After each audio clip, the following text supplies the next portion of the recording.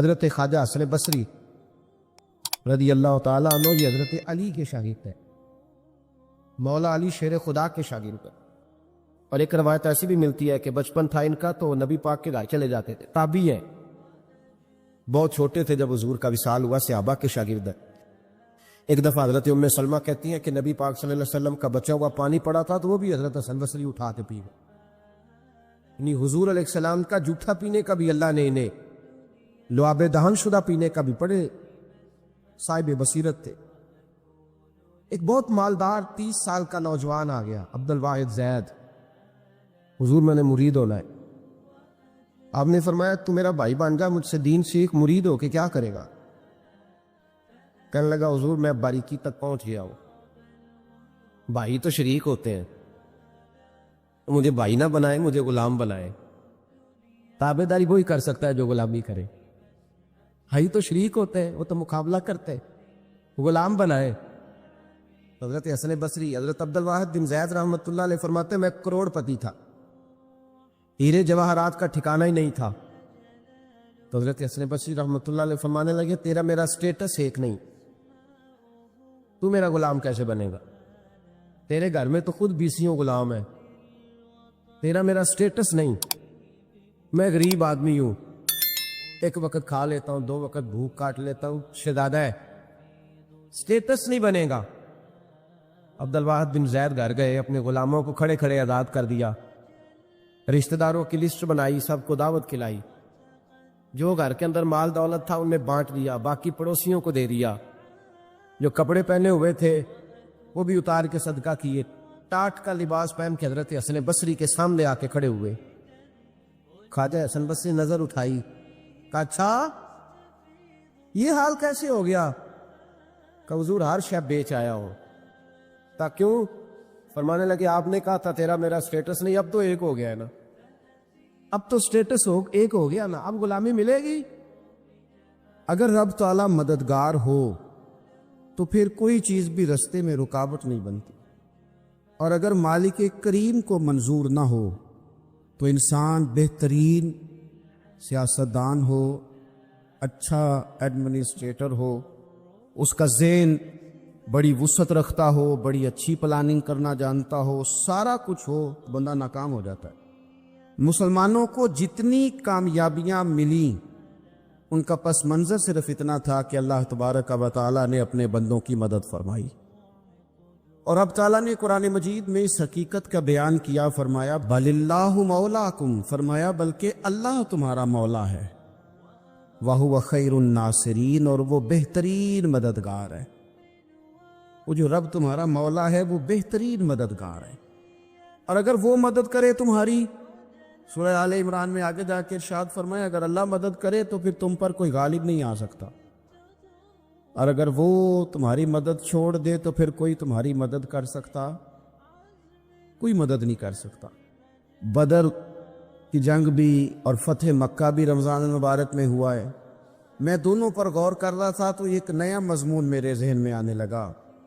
بدر کی جو جنگ ہے اس میں بھی ایک عجیب انقلاب آیا ہے کہ 313 نے 1000 سے مقابلہ کیا، اور جن 1000 سے مقابلہ کیا وہ اسلحے سے لیس تھے، اور یہ جو 313 ہیں ان کے پاس 6 زرہیں، 8 تلواریں، چند گھوڑے، لیکن اللہ نے کامیابی دی تو خود رب نے بیان کیا کس طرح دی، فرمایا وَلَقَدْ نَصَرَكُمُ اللَّهُ بِبَدْرٍ وَأَنْتُمْ أَذِلَّةٌ، وہ کامیابی اس طرح ملی ہے کہ رب نے تمہاری مدد کی تھی، تم تو کمزور تھے، اللہ نے بدر میں تمہاری مدد کی، تم جیت گئے۔ وَلَقَدْ نَصَرَكُمُ اللَّهُ بِبَدْرٍ وَأَنْتُمْ أَذِلَّةٌ، اللہ نے بدر میں تمہاری مدد کی، تم تو کمزور تھے۔ پھر فتح مکہ نصیب ہوئی تو اس میں بھی بہترین منصوبہ بندی نبی پاک علیہ السلام نے فرمائی، بہترین حکمت عملی حضور نے اپنائی، لیکن ہمیں جو اللہ رسول نے بات سمجھائی وہ کیا ہے؟ اذا جاء نصر اللہ والفتح، فرمایا جب اللہ کی مدد آئی اور فتح نصیب ہو گئی۔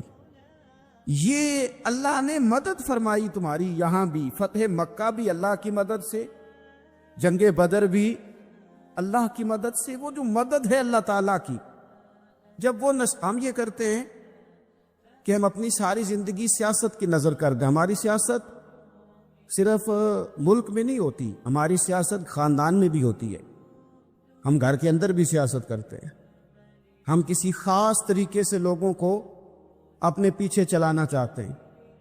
ہم ایک خاص اسلوب اختیار کرتے ہیں کہ لوگ ہمارے پیچھے چلیں. اس کا نقصان ہمیں یہ ہوتا ہے کہ سیاست جو ہوتی ہے یہ شطرنج کے ہیر پھیر کی طرح ہوتی ہے. تو اس کے راز بڑی جلدی کھلنے لگ جاتے ہیں. پتہ چل جاتا ہے کہ بندہ مخلص نہیں تھا، سیاست کر رہا تھا، طریقے سلیقے سے اس نے جوڑ کے رکھا ہوا تھا.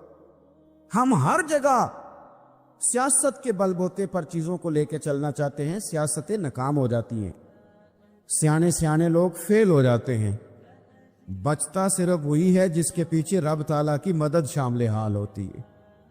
اپنی زندگی کے اندر ہم جو کچھ بھی کر رہے ہیں، جس شعبے سے بھی ہمارا تعلق ہے، آج ہم نے اس بات پہ غور کرنا ہے کہ پہلے تو یہ غور کر لیں کہ جو کام ہم کر رہے ہیں کیا وہ کام ایسا ہے کہ اس میں اللہ کی مدد ہمیں ملے گی.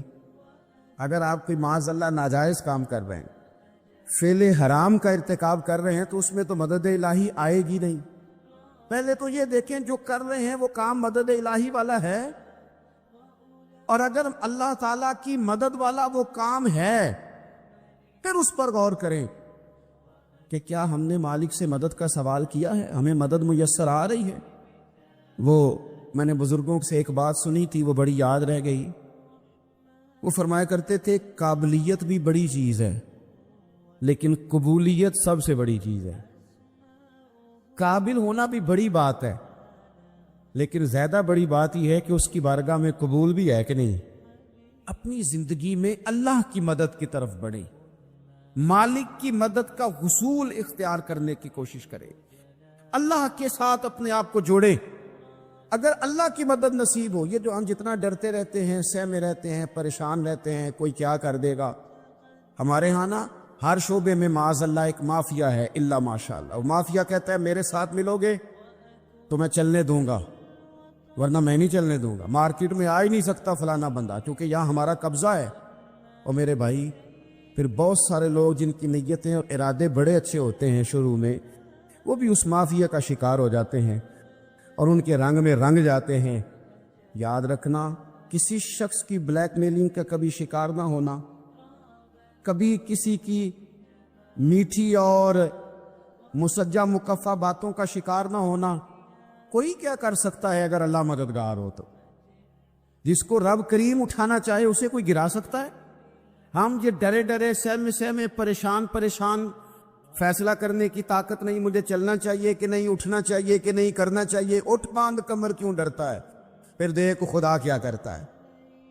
حضرت عبداللہ ابن عباس فرماتے ہیں میرے نبی پاک علیہ السلام نے میری تربیت فرمائی، حضور نے میری تربیت فرمائی.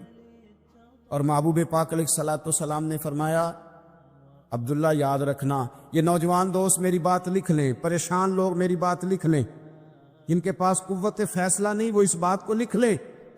حضرت عبداللہ ابن عباس فرماتے ہیں میرے نبی پاک علیہ السلام نے مجھ سے فرمایا تھا عبداللہ سن، اگر ساری دنیا مل کے تیرا کوئی نفع کرنا چاہے کر نہیں سکتی جب تک میرے رب کی رضا نہ ہو. اور فرمایا ساری دنیا مل کے تیرا کچھ بگاڑنا چاہے تو عبداللہ بگاڑ نہیں سکتی جب تک رب کریم کی حکمت کا تقاضا نہ ہو. لوگوں سے ڈرنا، لوگوں کی طرف دیکھنا، ماحول دیکھ کے اپنے راہ کا تعین کرنا، ہر بندے کے خیالات کے مطابق ڈھلنے کی کوشش کرنا، فلانا نہ ناراض ہو جائے، فلانا نہ ناراض ہو جائے، وہ جس نے ہونا ہو جائے، بس رب رسول ناراض نہ ہو. اپنی زندگی میں اپنے مالک کو مولا جان کے، بل اللہ مولاکم، اللہ تمہارا مولا ہے، وَهُوَ خَيْرُ النَّاصِرِينَ، وہ بہترین مددگار ہے. توجہ جب بھی کرے رب کی جانب کرے. اپنے دل کا قبلہ درست رکھیں، سوچوں کے زاویے سیدھے رکھیں. میرے بھائی مالک جب بندوبست کر دے نا، یا مالک بندوبست کرتے، پھر ایسا بندوبست کرتا ہے کہ لوگوں کے پاس نا چارہ نہیں رہتا. حضرت مریم رضی اللہ تعالی عنہا پاک باز تھی، مسجد میں رہی تھی، پر مالک کی حکمت کے تقاضے بڑے عجیب ہے نا. پھر جناب مریم کو اللہ تعالیٰ نے بغیر شوہر کے اولاد عطا کر دی. یہ بات یہ ایسی تھی، وہ کسی نے کہا تھا کہ مخلوق تو فنکار ہے اس درجہ کے پل بھر میں سنگے در کعبہ سے بھی اصنام تراشے، تم کون ہو کیا چیز ہے داغے کبابی. لوگوں نے تو مریم پہ بھی الزام تراشے. تو لوگوں نے کہا کدھر سے لے آئی بچہ، تیرا باپ تو ایسا نہیں تھا، کہاں سے لے آئی؟ اللہ کرے میں آپ کو سمجھا سکوں، ذرا اپنے آپ کو وہاں کھڑا کریں کہ ایک پاک باز عورت، پاک باپ کی بیٹی، طیب ماں کی بیٹی، اور اللہ کے گھر میں پرورش پانے والی خاتون، ایک وہ وقت اور ایک یہ وقت کہ اس عورت کو کٹہرے میں کھڑا کر کے پوچھا جا رہا ہے کہ معاذ اللہ تیری گود میں بچہ جائز نہیں ہے، کہاں سے لائی ہے؟ اب خود سے صفائیاں بندہ کتنی کو دے، کتنی کو وضاحتیں کرے. اور میں نے تو اپنی زندگی میں دیکھا ہے زیادہ وضاحت دینے والے کو بھی لوگ جھوٹا سمجھنے لگ جاتے ہیں. زیادہ وضاحت دینے پر بھی لوگ کمزوری کا اظہار سمجھتے ہیں کہ کمزور پڑ گئے. آپ صلح کی کوشش کرتے ہیں، سامنے والا بزدل سمجھ لیتا ہے. زیادہ وضاحتیں بھی کمزور کر دیتی ہیں. اب حضرت مریم کو کٹہرے میں کھڑا کر کے کہا بچہ کس کا ہے؟ تو پھر خدا بندوبست جب کرے، اللہ جب مددگار، تو پھر حضرت مریم کی گواہی درختوں سے نہیں دلوائی، اس نے پتوں سے نہیں دلوائی، پھر فرشتے نہیں بھیجے. حضرت مریم کہنے لگے مجھ سے نہ پوچھو، وہ جو پنگوڑے میں ہے اسی سے پوچھ لو، ان سے پوچھو نا وہ کون ہے، پوچھ لو ان سے، کر لو سوال. انہوں نے کہا پنگوڑے میں چند دنوں کا بچہ یہ جواب دے گا؟ مددگار تھا رب، ان کی برات کا اعلان کرنا تھا مالک نے. اور جب مالک اعلان کر دے، جب مالک تیری صفائی دینا چاہے، جب مالک تجھے دنیا کے سامنے نکھارنا چاہے، تو پنگوڑے میں لیٹے حضرت عیسیٰ بول کے کہنے لگے انی عبد اللہ آتانی الکتاب. فرمایا میں اللہ کا بندہ ہوں، رب نے مجھے کتاب عطا کر کے نبی بنا کے دنیا میں بھیجا ہے. میں اللہ کا بندہ ہوں، کتاب لے کے آیا ہوں، نبی بن کے آیا ہوں. پھر پنگوڑے سے اعلان ہو گیا، پھر بچہ بول پڑا. وما اصابکم من مصیبت فبما کسبت ایدیکم. انسان پر کچھ مصیبتیں وہ آتی ہیں جو اس کے ہاتھوں کے کسب کی وجہ سے آتی ہیں.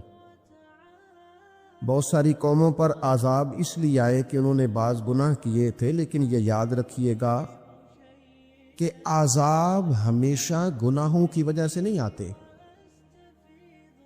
تکلیفیں ہمیشہ گناہوں کی وجہ سے نہیں آتی.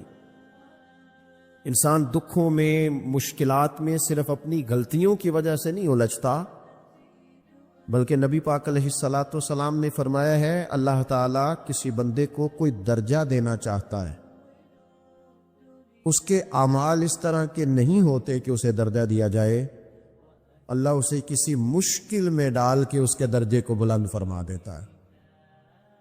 بلندی درجات کے لیے، قرب الہی کے لیے، اللہ تبارک و تعالیٰ کی بارگاہ کی معرفت کے لیے بھی مصائب آتے ہیں.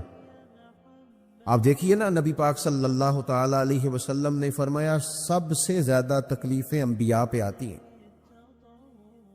اور فرمایا میں اللہ کا محبوب ہوں، انبیاء کا سردار ہوں، میرے اوپر سب سے زیادہ تکلیفیں آئی ہیں، آزمائشیں آ جاتی ہیں. اور رب فرماتا ہے وَلَنَبْلُوَنَّكُمْ بِشَيْءٍ مِّنَ الْخَوْفِ وَالْجُوعِ.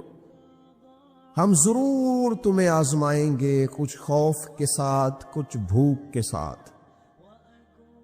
وَنَقْصٍ مِّنَ الْأَمْوَالِ وَالْأَنفُسِ وَالثَّمَرَاتِ. ضرور تمہیں آزمائیں گے پھلوں کی اور جانوں کی کمی کے ساتھ. اگر تم اس میں ثابت قدم رہے، شکوے نہ کیے، اپنے رب کی رضا پہ تم راضی رہے، تو وبشر الصابرین. اے محبوب پھر جو میری رضا پہ صبر کریں انہیں میری جنت کی خوشخبری بھی عطا فرما دے. ہم تمہیں ضرور آزمائیں گے، خوف بھی، بھوک بھی، مالوں اور جانوں کی کمی بھی. مومن کی یہ شان ہوتی ہے کہ وہ کسی بھی موقع پر اپنے رب سے شکوہ نہیں کرتا، کسی بھی حال میں اپنے رب کی شکایت نہیں کرتا. نبی کریم علیہ الصلاۃ والسلام نے فرمایا اگر اللہ تعالیٰ کسی بندے کو بیمار کرے اور پھر اس بیماری پر وہ صبر کرے اور آنے والوں سے رب کا شکوہ نہ کرے، تو فرمایا اللہ تعالیٰ نے جو گوشت اسے دیا ہوتا ہے اس سے بہتر گوشت اللہ اسے عطا کر دیتا ہے۔ اگر اللہ تعالیٰ کی حکمت غالب ہو اور تقاضا اس بیماری میں اس بندے کے انتقال کے کر جانے کا ہو، تو فرمایا پھر اللہ تعالیٰ اسے شہادت کا درجہ عطا فرما دیتا۔ آزمائشیں آ جاتی ہیں، انسان پر مصائب آ جاتے ہیں، دکھ آ جاتے ہیں، تکلیفوں کا سامنا بندے کو کرنا پڑ جاتا ہے۔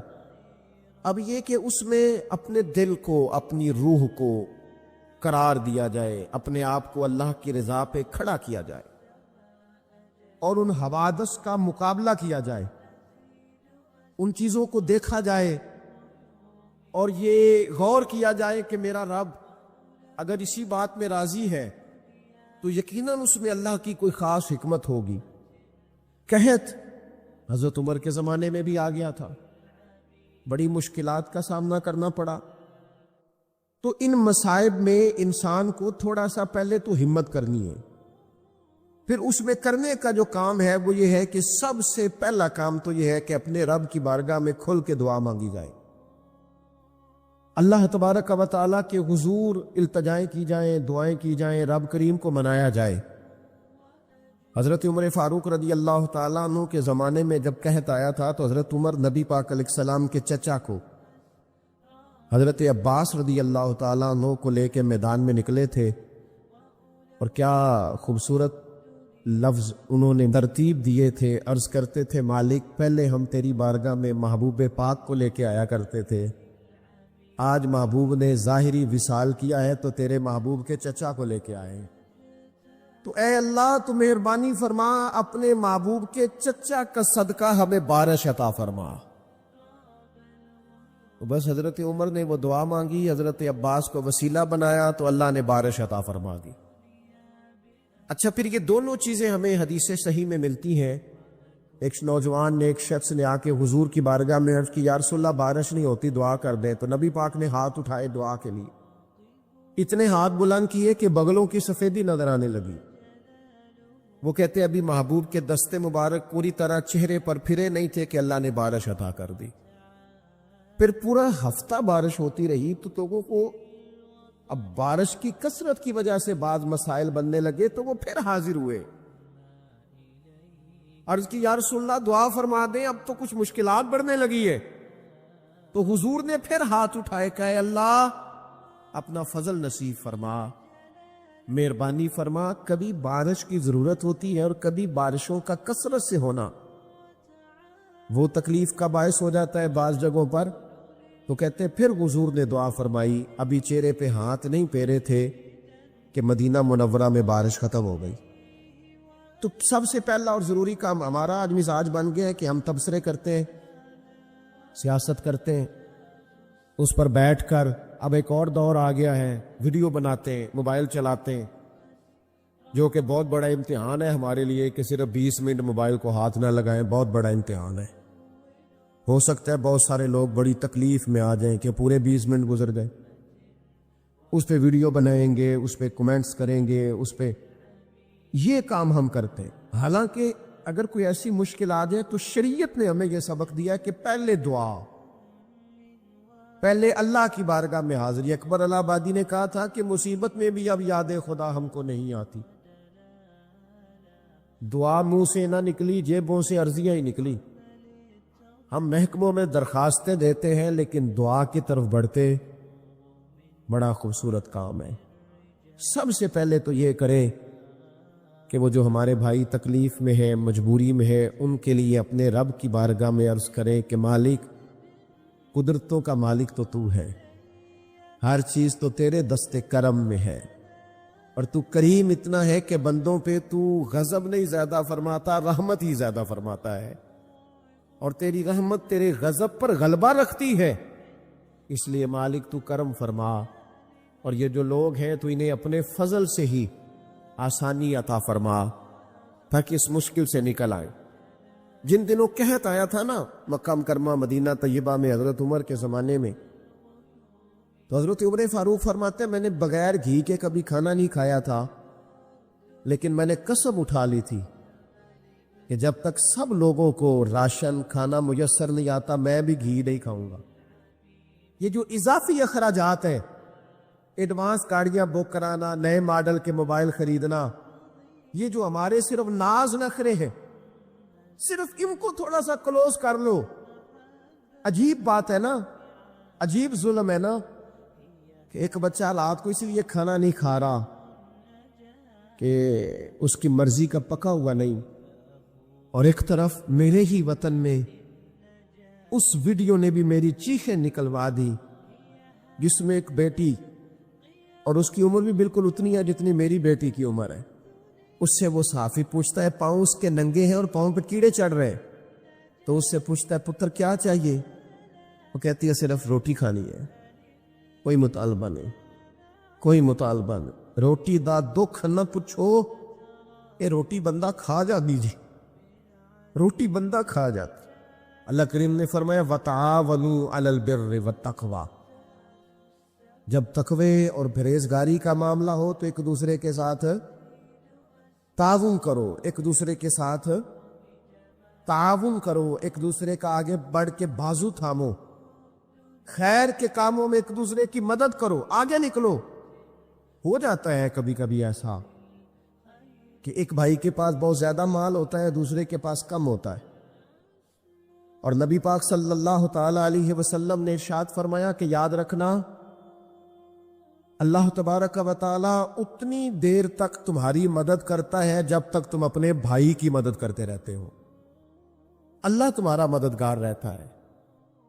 اور یہ جو مسلمان ہوتے ہیں، مومن، کلمہ پڑھنے والے، ان کے بارے میں میرے نبی پاک علیہ الصلوۃ والسلام نے فرمایا کہ یہ ایک جسم کی مانند ہے، ایک جسم کی طرح ہے۔ مومن ایک جسم کی طرح ہے، جس طرح یہ پورا جسم ہوتا ہے۔ اور حضور نے مثال دے کے بعد سمجھائی، فرمایا جسم کا ایک حصہ تکلیف میں ہونا تو سارا جسم اس کا کرب محسوس کرتا ہے، یعنی درد صرف دانت میں ہے لیکن روٹی کھانے کو دل نہیں کرتا، کسی سے بات کرنے کو دل نہیں کرتا، اٹھ کے باہر جانے کو طبیعت ہے نہیں چاہتی، پورا وجود اس کا کرب، اس کی تکلیف محسوس کرتا ہے۔ فرمایا جس طرح ایک جسم کے ایک حصے کو تکلیف ہو، آپ مجھے بتائیے نا، آپ کے دانت میں تکلیف ہے تو کیا کبھی آپ کے دماغ نے کہا ہے کہ ڈاکٹر کے پاس نہیں جانا؟ پیروں نے کہا ہے میں نے نہیں چل کے جانا، یہ تو مسئلہ صرف اور صرف دانت کا ہے، دانت جانے اس کا کام جانے؟ ایسا ہوتا نہیں۔ دانت میں تکلیف ہوتی ہے تو ذہن منصوبہ بندی کرتا ہے، وہ کہتا ہے یار یہ پتہ کرو دانت کا ڈاکٹر کہاں بیٹھتا ہے۔ پھر آپ کی زبان ہلتی ہے، معلومات کرتی ہے، پھر آپ کے پیر چل کے وہاں جاتے، اور پھر آپ اپنے دل سے ما فی ضمیر وہاں بیان کرتے، پھر آپ اپنا کمایا ہوا سرمایہ خرچ کرتے ہیں۔ بھئی ایک دانت کو تکلیف ہے تو رہنے دو، سارے جسم کو کام میں کیوں لگایا ہے؟ تو معنی یہ ہے کہ جب جسم کا ایک حصہ تکلیف میں ہو، باقی سارے سپورٹ کرتے تاکہ وہ ٹھیک ہو جائے۔ تو حضور نے فرمایا میرے سارے مومن ایک جسم کی طرح، سارے مکے سے ہجرت کر کے مدینے آئے، گھر بار پیچھے رہ گئے، جائیدادیں پیچھے رہ گئی، کاروبار پیچھے رہ گئے۔ حضور نے فرمایا تم بھائی ہو، لیکن وہ صحابہ تھے نا، انہوں نے بھائی بھائی اپنے آپ کو صرف تقریروں میں نہیں سمجھا تھا، انہوں نے اپنے آپ کو بھائی بھائی صرف محفلوں کے نعروں میں نہیں سمجھا تھا، انہوں نے اپنے آپ کو بھائی بھائی صرف ادیب شاعر کی شاعری میں نہیں سمجھا تھا، وہ من سے ان کی آوازیں آتی تھی ہم سچ مچ کے بھائی ہیں، انہوں نے طے کر لیا تھا کہ ہم بھائی ہیں۔ لہذا جب حضور نے کہا نا آپ تمہارے بھائی وہاں سے ہجرت کر کے آئے ہیں تو ان کی مدد کرو، تو پھر انہوں نے صحیح والا بھائی سمجھا، دھاگا رکھ کے اپنا گھر تقسیم کر کے آدھا اپنے بھائی کو دیا، کاروبار بانٹ کے اپنے بھائی کو دیا، جس کے پاس 4 اونٹ تھے اس نے 2 اپنے بھائی کو دے دیے، چلتے کاروباروں میں بھائیوں کو شریک بنا لیا۔ انہوں نے انہیں اس طرح کر کے رکھا کہ پھر وہ جو مہاجر تھے وہ مہاجر رہے ہی نہیں، انہیں یوں لگا کہ ہم تو ایک گھر سے اپنے دوسرے گھر میں شفٹ ہوئے، انہیں کسی جگہ بھی کوئی تکلیف نہیں آئی۔ لیکن امیر آدمی غریب کو بھائی سمجھنے کو تیار ہے، ہوتا نہیں. تگڑا بندہ چھوٹے کے قریب جانے کے لیے راضی ہوتا نہیں. جب تک وہ خاص ذہن نہ بنے جو ذہن ہمیں رسول پاک صلی اللہ علیہ وسلم نے عطا کیا ہے، اتنی دیر تک انسان اس مقام تک پہنچ نہیں سکتا جہاں وہ اپنے بھائی کے لیے خیر کا معاملہ کرے. تو ایک تو یہ کہ ہمیں آگے بڑھنا چاہیے، ان لوگوں کو اپنا بھائی جاننا چاہیے. چوتھی بات، اسلام کے اندر نا ہر ذی روح کے ساتھ نیکی کرنے کا اجر ہے، ہر تر جگر والے کے ساتھ نیکی کرنے کا ثواب ہے. اسلام کے اندر جو تر جگر رکھتا ہے، جس کے وجود میں روح ہے، اس سے نیکی کریں اجر ملے گا. صحیح حدیث میں موجود ہے نا.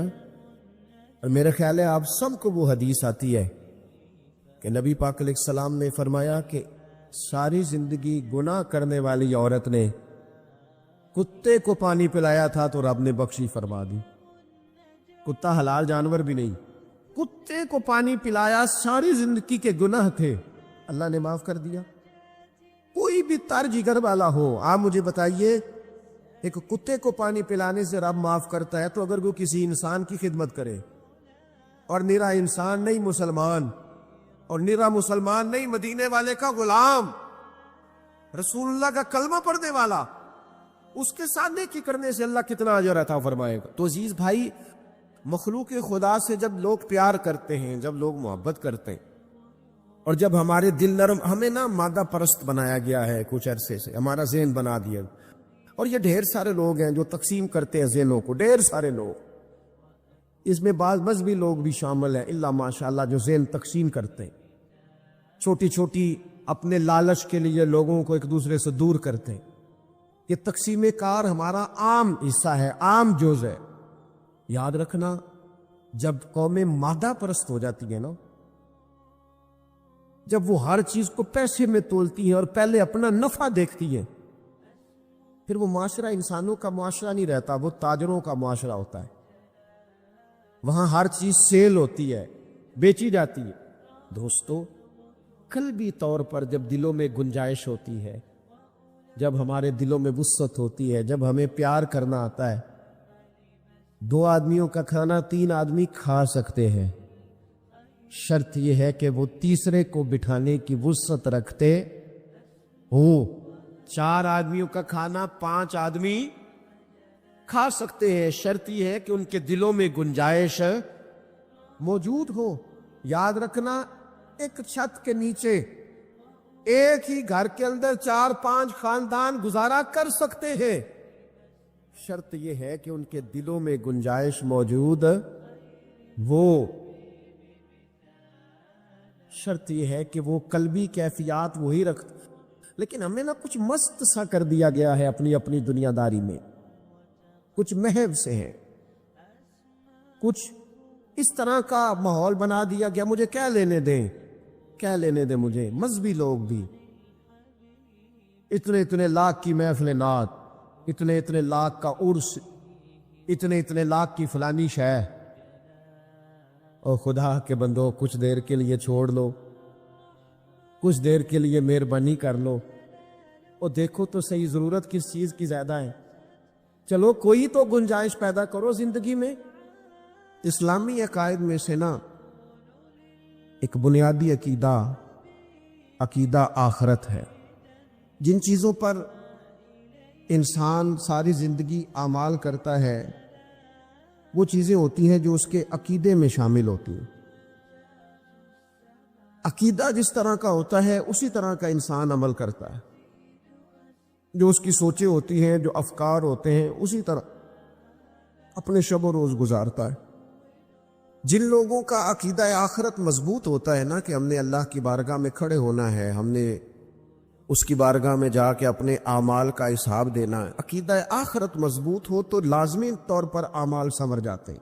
انسان جواب دہی کے تصور کے ساتھ اپنے معاملات زندگی کو بار بار صحیح کرنے کی کوشش کرتا ہے. عقیدہ آخرت اسلامی عقائد میں بنیادی فکر کا عقیدہ ہے، اساس ہے عقائد. اگر کسی شخص کا یہ خیال ہو جائے کہ میں بس یہی زندگی ہے، کھا لو پی لو موج کرو، تو ظاہر ہے وہ فنا کا نام جب رکھ لے گا زندگی کو اور وہ دوبارہ اٹھنے کا قائل ہی نہیں ہوگا تو وہ تو کسی قانون کا پابند ہی نہیں رہے گا، وہ تو کسی چیز کی پابندی نہیں کرے گا، کسی چیز سے پرہیز نہیں کرے گا، من چاہی زندگی گزارے گا۔ عقیدہ آخرت، اللہ کی بارگاہ میں کھڑا ہونے کا تصور، یہ انسان کو سوار دیتا ہے، یہ ایک ایسا مراقبہ ہے جو تزکیہ نفس کر دیتا ہے، انسان کا باطن سنور جاتا ہے، اخلاقیات میں تبدیلی آتی۔ پھر کوئی کیمرہ بھی نہ لگا ہو نا، کوئی بھی نہ دیکھ رہا ہو تو بندہ پھر بھی نیک ہو جاتا ہے، کیونکہ اس کا خیال ہوتا ہے میرا رب مجھے دیکھ رہا ہے، صبح قیامت میں اپنے رب کی بارگاہ میں کھڑا کیا جاؤں۔ تو عقیدہ آخرت کی مضبوطی، اس تصور کا مضبوط ہونا امت مسلمہ کے لیے نہایت ہی ضروری ہے۔ آپ دیکھیے قرآن مجید فرقان حمید ہماری توجہ دلاتا ہے، اور سورۃ القیامہ کے اندر اللہ کریم نے ارشاد فرمایا ایحسب الانسان، کیا آدمی اس گھمنڈ میں ہے، کیا انسان کا یہ خیال ہے ان یترک سدی، کہ اسے آزاد چھوڑ دیا جائے گا، اس سے پوچھا نہیں جائے گا؟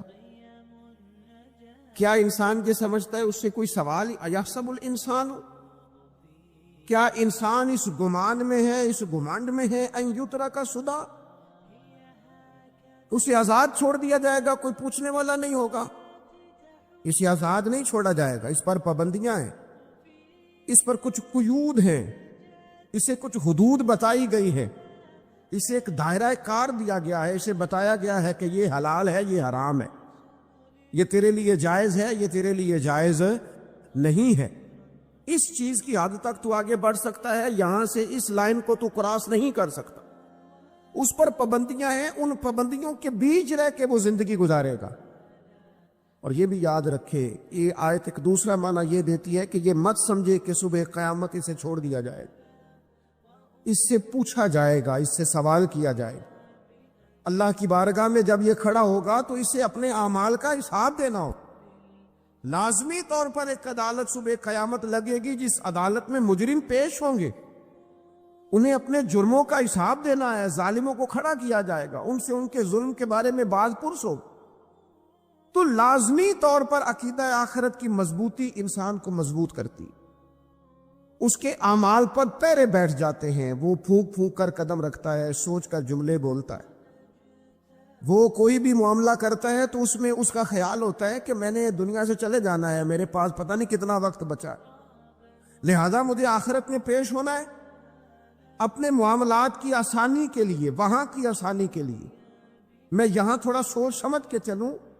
رب فرماتا ہے تجھے ایسے ہی آزاد نہیں چھوڑا جائے گا، آزاد پنچھیوں جیسی زندگی نہ گزار، صبح قیامت کے معاملات کو پیش نظر رکھ، اس پر غور کر۔ یہ تصور گھر کے باہر بھی پورا مضبوط ہونا چاہیے اور گھر کے اندر بھی پورا مضبوط ہونا چاہیے۔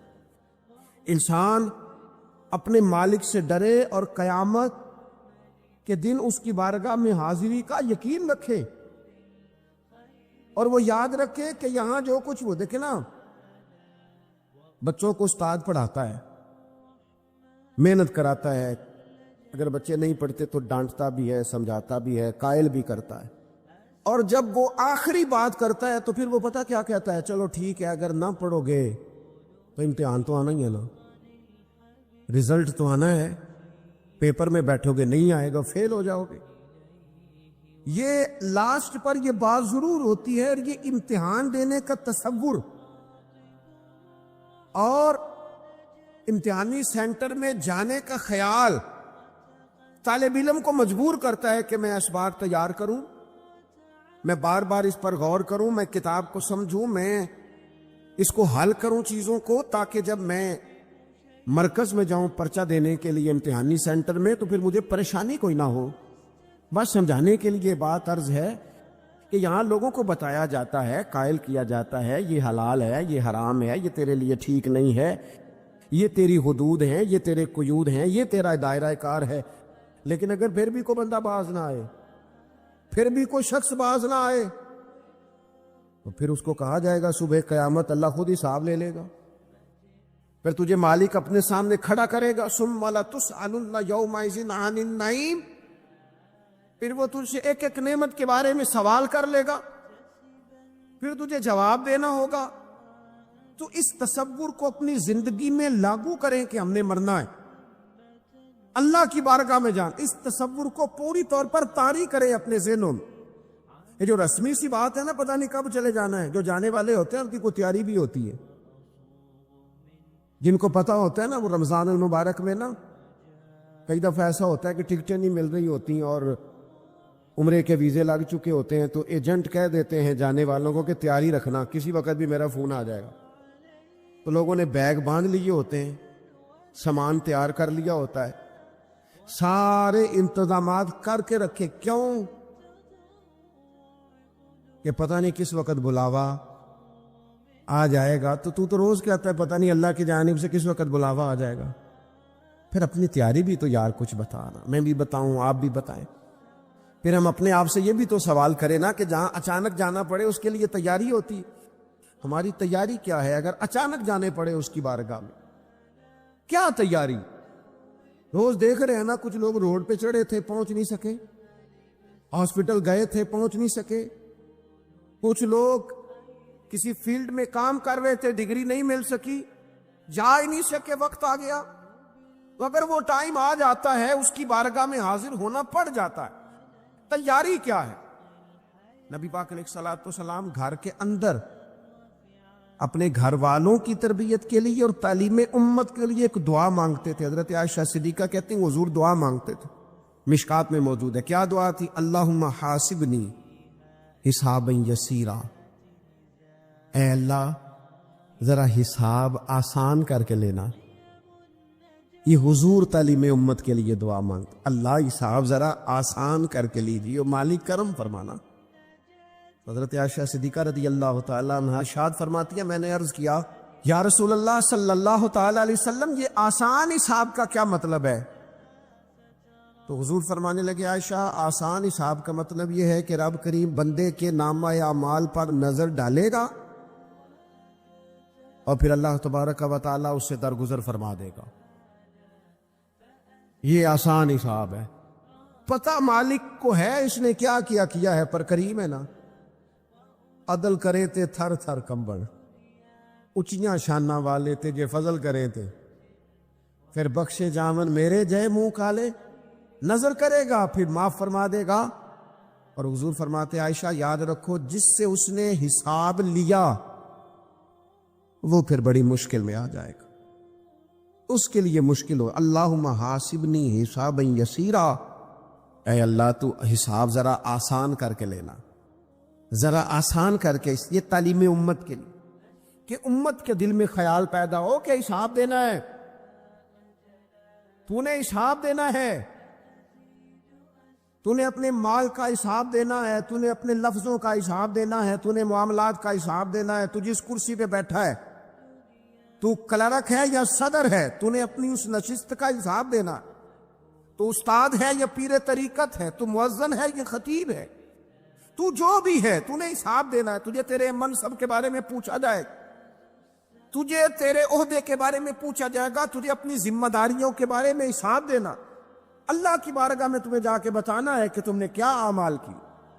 اس تصور کو پکا کرے اپنی. یہ تصور کتنا کو پکا ہونا چاہیے, دنیا کیا ہے اور آخرت کیا ہے.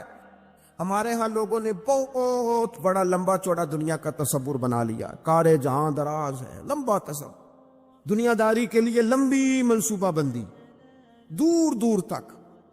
میں نے یہ کرنا ہے, پھر میں نے یہ کرنا ہے, پھر اس کے بعد انشاءاللہ یہ کر دینا. یہ تو آپ نے 300 سال کی پلاننگ بتا دی ہے, یہ تو 300 سال کی پلاننگ بتائی. کیا بتائیں تجھے اے باپ, کیا کار ہائے نمایاں کر گئے, بی اے کیا, نوکر ہوئے, پینشن ملی, پھر مر گئے. زندگی تو اتنی سی ہے, اتنی لمبی منصوبہ بندی. اس میں آخرت کہاں ہے؟ اس میں اگر کسی مقام پر رب کی بارگاہ میں حاضر ہونا ہے تو وہ کہاں ہے؟ جو مرنے والے لوگ ہوتے ہیں ان کا تو جینا کچھ اور طرح کا ہوتا ہے, جن کو جانا ہوتا ہے ان کا رہنا تو کچھ اور طرح کا ہوتا ہے, جن کو کسی جگہ منتقل ہونا ہوتا ہے, جو عارضی مکانوں میں رہتے ہیں ان کا رہن سہن تو ذرا اور طرح کا ہوتا ہے. لیکن جو ہمارا انداز ہے جو ہمارا رہن سہن ہے، جو ہمارا طریقہ کار ہے، وہ تو مستقل رہنے کا ہے، وہ تو لگتا ہے کہ کبھی چھوڑنے والے نہیں ہیں۔ اس میں تو کوئی ایسی چیز نظر نہیں آتی کہ جس میں ہم محسوس کریں کہ ہم نے چھوڑ کے جانا ہے۔ لیکن نبی پاک علیہ السلام نے جس دنیا کو ہم بہت بڑی دنیا سمجھتے ہیں، حضور نے اس کی مثال کیا دی؟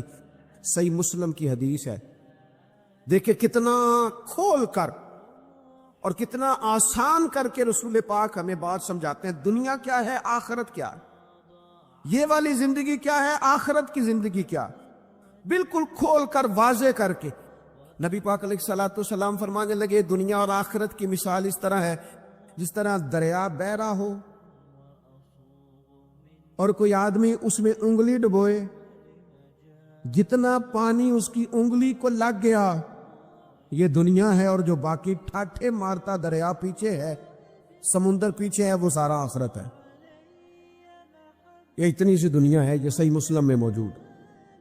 اتنی سی دنیا کے لیے اتنے پاپڑ بیلنا، اتنی سی دنیا کے لیے اتنے ظلم کرنا، اتنی سی دنیا کے لیے اتنے حق ضائع کرنا، اتنی سی دنیا کے لیے اتنے لوگوں کے دل توڑنا، اتنے حقوق پہ ڈھاکہ ڈالنا، اتنا جبر کرنا، لوگوں کا مال کھانا، لوگوں کو تکلیف دینا، عزتیں اچھالنا، اتنی سی دنیا کے لیے۔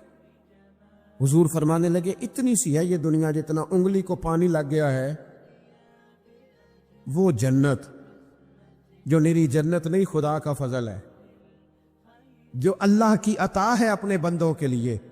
میرے کریم فرمانے لگے اس جنت میں وہ نعمتیں ہیں نہ کسی آنکھ نے دیکھی، نہ کسی کان نے سنی، نہ تمہارے دل پر کبھی خیال ہی گزرا ہوگا کہ ہمارا رب ہمیں یہ جی عطا فرمانے والا ہے۔ تھوڑا سا نا 24 گھنٹوں میں کچھ ٹائم اپنی آخرت کے لیے، اپنے سارے معاملات کو مرتب کرتے ہوئے کچھ زندگی کے کام اپنی آخرت کے لیے۔ آپ یقین کریں، بچوں سے لے کر بڑوں تک، ان پڑھ سے لے کر پڑھے لکھے تک، ہم نے جس کو اپنے مزاج کے مطابق کم فہم سمجھا اس سے لے کر دانشور تک دوڑ لگ گئی دنیا جمع کرنے۔ وہ ایک سوچ حضرت سلطان باہو رحمۃ اللہ علیہ فرمانے لگے، ہزاروں لوگ ان کی خدمت میں آیا کرتے تھے تو کہتے ہیں رابدہ طالب کوئی نہیں ملیا، تے جو ملے ہے طالب زردہ ہو۔ یہ تو دعا کرانے آئے ہیں کہ میرا کاروبار نہیں چلتا، یہ تو دعا کرانے آئے ہیں کہ جناب وہ میرا جو ہے وہ فلانا کیس الجھ گیا۔ رابدہ طالب کوئی نہ مل۔ کوئی ایسا تو آتا جو کہتا میری اس سے ملاقات کرا دے، کوئی طریقہ بتائیں مالک معرفت کیسے دیتا ہے۔ کوئی تو ایسا آتا جو کہتا کہ آؤ نہ کچھ باتیں درد کی کریں، کچھ عشق رسول کی تم کرو، کچھ محبت مصطفیٰ کی میں کرو۔ کچھ ایسے آتے جو کہتے آؤ نہ کوئی ذکر چھیڑے صدیق اکبر کا، کوئی بات کریں سیدنا فاروق اعظم کی، کچھ تذکرے ہو جائیں عثمان غنی کے، تھوڑی دیر ہو نہ جائے مولا علی کا تذکرہ۔ کچھ لوگ ہوتے نا ایسے جو اس طرح کے ہوتے، لیکن وہ ہر وقت دنیا داری، ہر وقت اچھا کہیں اکتاتے بھی ہیں نا، تھک گئے کاروبار کر کر کے، کہیں اکتاتے بھی ہیں تو کرتے کیا ہیں، سیر کرنے چلے جاتے ہیں۔ میں جی بور ہو گیا ہوں کام کرتے کرتے، چلو میں اب ٹھنڈے علاقے میں چلتا ہوں۔ کبھی تو ایسا ہونا تو کہے میں نے بچوں کو بھی وقت دیا ہے، دوستوں کو بھی دیا ہے، یاروں کو بھی دیا ہے، صحت کو بھی دیا ہے، میں نے ٹائم اپنے شوق کو بھی دیا ہے، اب میں کسی کو ٹائم نہیں دوں گا، یہ چند گھنٹے میں صرف رب رسول کی بارگاہ میں حاضری دوں گا۔ تو ذرا جم کے قرآن پاک پڑھے، تو ذرا ذوق سے درود پاک پڑھے، تو ذرا شوق سے میرے محبوب کی نعت سنے، تو سارا زمانہ بھول جائے اور تو راج راج کے دعا مانگے، اپنے رب کی بارگاہ میں اپنی پریشانیاں عرض کرے، اپنے اندر کی کیفیت بیان کرے۔ دل جو سخت ہو گیا ہے، ذہن جو سخت ہو گیا ہے، جو طبیعت میں وہ نورانیت نہیں آ رہی، اس کی تو بات کرے، تو اپنے رب کی بارگاہ میں معافی کا سوال کرے، تو اس سے قیامت کے دن درگزر کرنے کے لیے عرض کرے، کچھ تو ایسا ٹائم نکلے۔ لیکن دوستو ہم تو بالکل الجھتے ہی جا رہے ہیں۔ وہ معاملات زندگی ہیں کہ ختم ہی نہیں ہو رہے، شوق ہے کہ ختم ہی نہیں ہو رہے، باتیں ہیں کہ بڑھتی چلی جا رہی، دور گزر گیا جب لوگ کہتے تھے کہ کوئی درود پاک بتائیں جس سے سرکار راضی ہو. ایک کی مسئلہ ہے کام نہیں چلتا. ایک صاحب آئے, کام نہیں چلتا. میں نے کہا سورہ واقعہ پڑھا کر. کہتے ہیں حضرت میں بڑی دیر سے پڑھ رہا ہوں. میں نے کہا چلے کچھ صدقات دے کے دیکھ لے. کہنے لگے بڑی دیر سے دے رہا ہوں. میں نے انہیں ایک اور وظیفہ بتایا. کہنے لگے یہ بھی مجھے کسی نے بتایا تھا, بڑی دیر سے کر رہا ہوں. تو میں نے انہیں کہا پھر میری ایک ناقص رائے یہ ہے کہ سارا کچھ کرنے کے بعد اگر ابھی تک پھر بھی آپ سمجھ رہے ہیں نا آپ کی مرضی کے مطابق آپ پر دروازے نہیں کھول رہے, پھر آپ صبر کریں. جو میرا رب چاہتا ہے اس پہ راضی رہ کے دیکھیں. پھر ذرا راضی رہ کے دیکھیں. پھر دیکھیں کہ مالک کا فیصلہ کیا ہے. وہ آپ کے حق میں کوئی رحمت والا فیصلہ ہی فرمائے گا. پھر ذرا انتظار کر کے دیکھیں, پھر ذرا صبر کر کے دیکھیں. پھر وہ کہتا وبشر الصابرین, محبوب یہ جنہوں نے صبر کیا ہے انہیں میری رحمت کی خوشخبری سنا دو. پھر وہ کہتا ہے باقیوں کے پاس مال ہوگا, دولت ہوگی, اقتدار ہوگا, بڑا کچھ ہوگا, ان اللہ مع الصابرین, صبر کرنے والوں کے ساتھ رب کریم ہوگا. پھر ذرا ٹھہر ہی جائیں, پھر تھوڑا حوصلہ ہی کر لیں, پھر اس کے فیصلے کا ذرا انتظار کر کے دیکھیں. ہم نا من چاہیے زندگی کے پیچھے پریشان ہیں اپنی آخرت کے. اور آخرت کرتی کیا ہے؟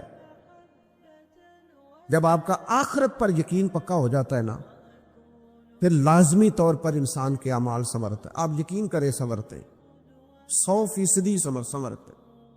آپ آخرت پر جتنا جتنا یقین, حضرت عمر کا آخرت پر یقین پکا تھا نا, دنیا میں مکان ہی کوئی نہیں بنایا, پکا تھا.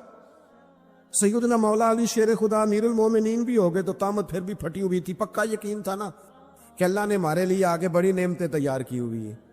حضور نے آ کے فرمایا تھا نا کہ عمر میں تیرا گھر دیکھ آیا ہوں جنت میں. یقین پکا تھا نا بڑا کچھ ملنے والا ہے.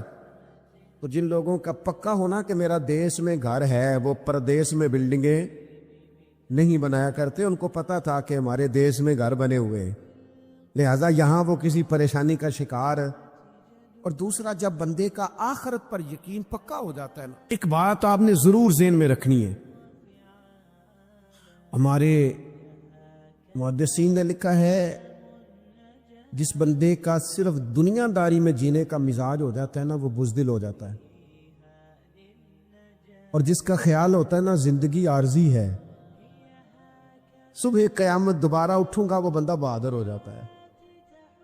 جس کا خیال ہے نا یہی کچھ ہے, کھا لو پی لو, بس یہ زندگی ختم ہو گئی تو ختم ہو گئی, مر گئے تو مر گئے, ختم ہو گئے, فنا ہو گئے, ان لوگوں کا مزاج بزدلانہ ہو جاتا ہے, جرأت مند نہیں رہتے.